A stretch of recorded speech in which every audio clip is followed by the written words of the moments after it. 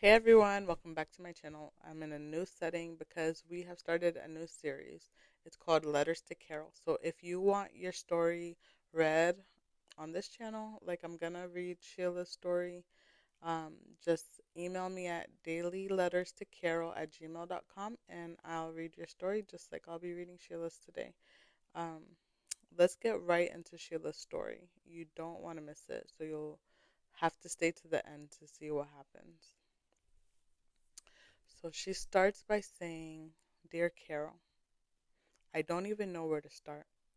I'm tired, but not just tired from lack of sleep. I'm tired in my soul. My husband and I have been married for 8 years. We have 2 kids together. And honestly, our marriage has been good. He's the hands on dad, present, involved. And I'm not perfect, but I've been a good wife, a good mom. And in the moments I felt like I wasn't, I brought it to God. But life has been a lot lately. The kids need me all day. Mommy this, mommy that. Work doesn't stop. The bills keep coming. And now my parents are getting older and needing more of me too. I already felt like I was barely holding everything together. And then this happened. My husband started a new job about 3 months ago. And he's always been the type to make me feel secure. He'll talk on the phone in front of me, put it on speaker, mention me as his wife. He's never been secretive, but something started to feel off. Sometimes I'd walk to our home office and the door would be locked. He said it was meetings, that he didn't want the kids interrupting, but I understood that. But at that time, the kids were already in bed, and now I'm locked out too. So one day, I checked the call logs, not because I wanted to be that person, but because something didn't sit right in my spirit. And there it was, the same number, over and over again. The call started when he started his job, so I figured it was a coworker. But they weren't quick calls, they were long, hours, and frequent. Then one night he went out. Didn't say where, didn't say with who.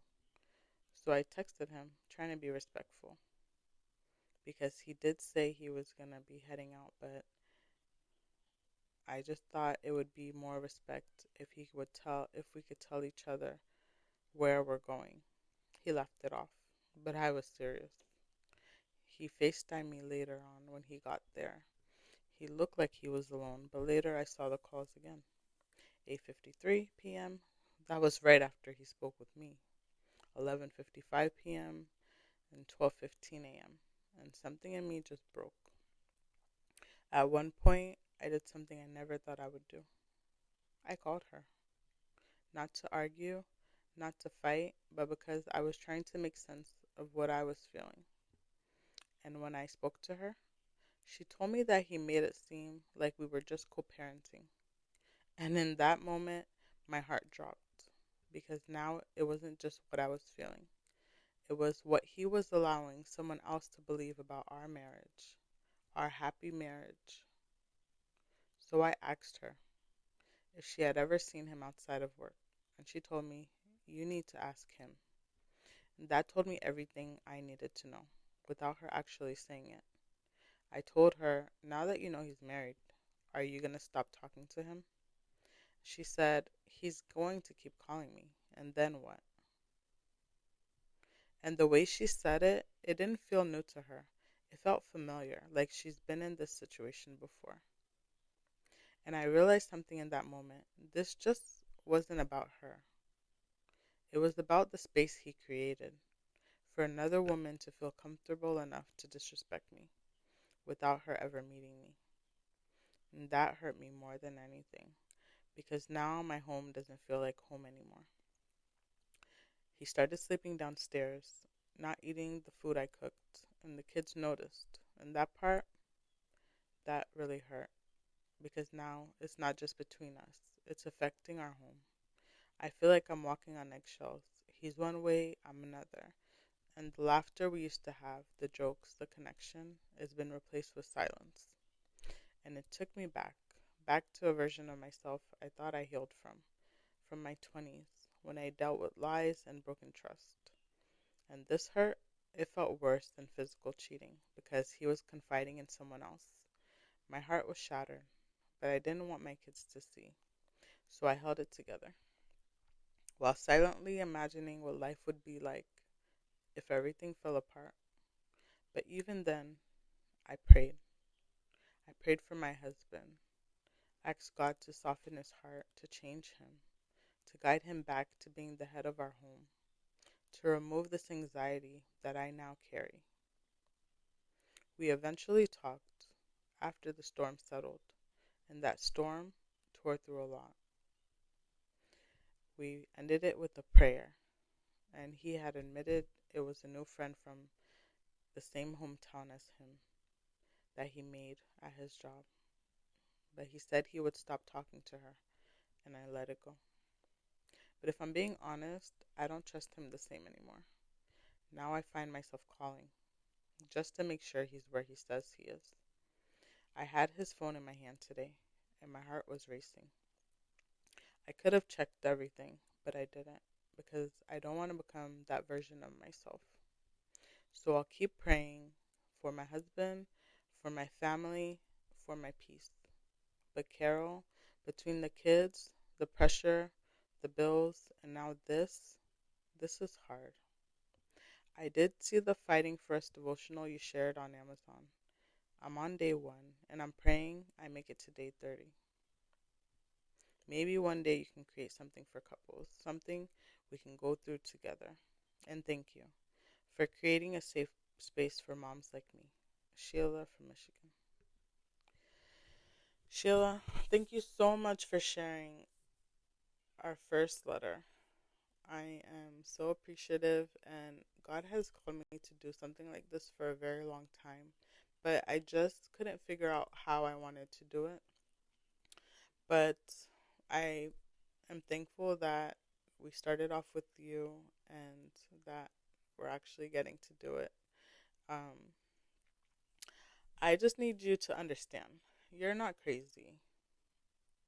You are not crazy for feeling the way that you felt.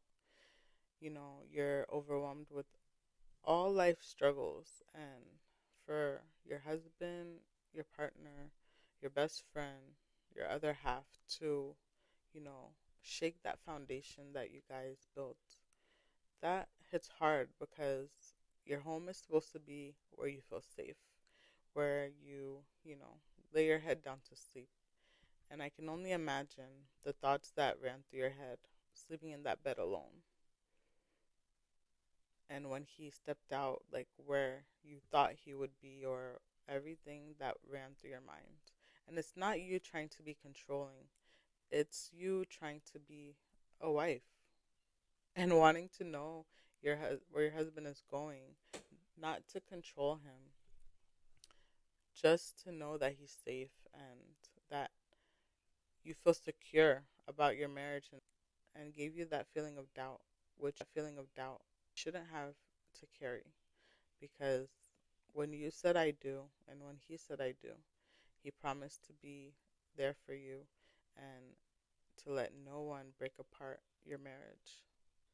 So now this person came in and she's trying to shake your foundation because he let her. But for you to say that you prayed about it, that shows what kind of woman that you are, because you didn't let that break you. I know it hurt. I know your feelings were so hurt by this whole situation, because regardless if she was telling the truth or not, he still gave that opportunity for somebody to come into your lives and to, change things around.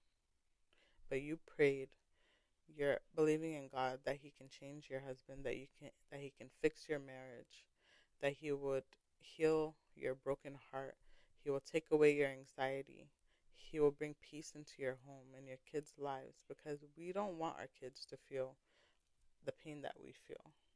We want them to be happy. We want them to play and to be kids. So when they start noticing these little things, then that's when we need to just stop and reevaluate things and be like, we need to make sure that our kids are safe, their mental space is safe. Because once a kid starts thinking, overthinking, why is daddy sleeping downstairs? Why is daddy not eating mommy's food? That can be a lot for a child to carry. So I commend you for bringing it to God and trusting us with your story. Because sometimes when we bring our stories or our problems to family or friends, we get judged. Like, I'm sure someone might say, you shouldn't call her, she's not the problem. You need to talk to your husband, da da da. I'm sure if you did tell somebody, that's probably the response you would have gotten. But you're a woman. In that moment, you were angry, and that's what you felt like you had to do at that very moment. We're not judging you here. This is a safe space. And I pray that things get better in your marriage. And thank you so much for getting our devotional, Fighting for Us. I've used it myself. So I know the power of prayer in your marriage and what that can do. So thank you for starting it. Day one is just the first step. I know you can make it to day 30. And I have had plans to do a devotional for couples and for like premarital devotionals for couples too. So that's in the works. I'm going to work on that too. So don't worry. But thank you again for sharing your story. And I pray that God blesses you. God blesses your family. God blesses your children. God blesses your mental space. And for anybody else who's feeling anxious, who's feeling like Sheila's felt, just know that you can give all your burdens to God and He will give you rest. I know in the middle of the storm, it's like tough to see the sunshine and the clear skies, but it's right around the corner. So don't give up. And I look forward to reading your stories too. I'll put the email again down in the description so that you can send over your stories. And I thank you for watching. If you haven't hit subscribe, hit that subscribe button. Join the Prayed Up Moms Club. I want it to be more than just devotions and the letters. Like, if you have tips and tricks for other moms too, let us know. We want to hear about it. All right, guys, have a blessed day and never give up because God is still fighting for you, even in the midst of the storm.